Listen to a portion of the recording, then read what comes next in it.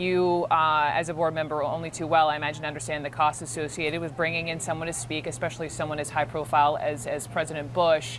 He spoke at this event from a couple of years ago that paid him $100,000, and I read that you have perceived that as a slap in the face. Can you tell me why? Well, yes, I can, Brooke, and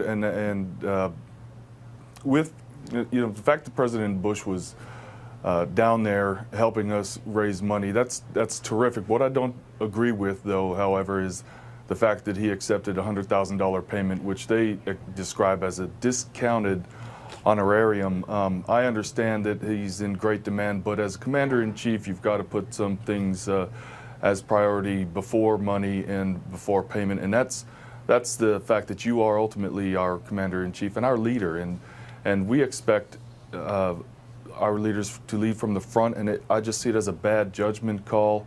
I would never ask my Marines that I served with or that I ordered to, go into a house, for example, if they were to be injured. I wouldn't ask them to pay me to come raise money for them to help them out, and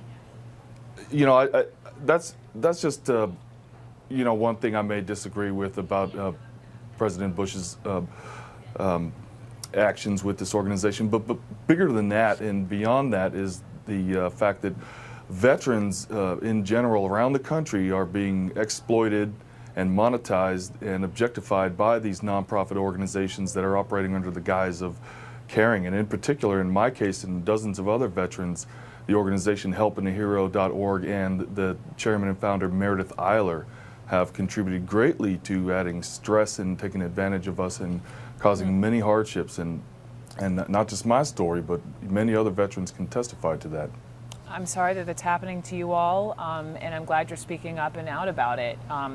With regard to the president, you mentioned this discounted speech, and you're right. Apparently he did cut his fee for this group to speak down from $250,000 down to $100,000. Not to mention that the head of this group said that he did help raise record funds for several years. Does that, in your mind, does that account for something for the president? Well, it's great that just his name by itself was able to raise money for the organization and his presence. But what I disagree with, and I know a lot of people justify the actions of paying the president, with the fact that they were able to raise a certain dollar amount of money, but that's a moot point. The point here is that a leader should not charge to speak on behalf of the men that he sent into combat at any level, let alone the commander-in-chief. And I don't mean to bash President Bush. I've met him before. I personally like the man. I may not agree with everything that went down in his presidency, but my job was to be a Marine, and I love that job, and I consider it an honor to have served under him as commander-in-chief.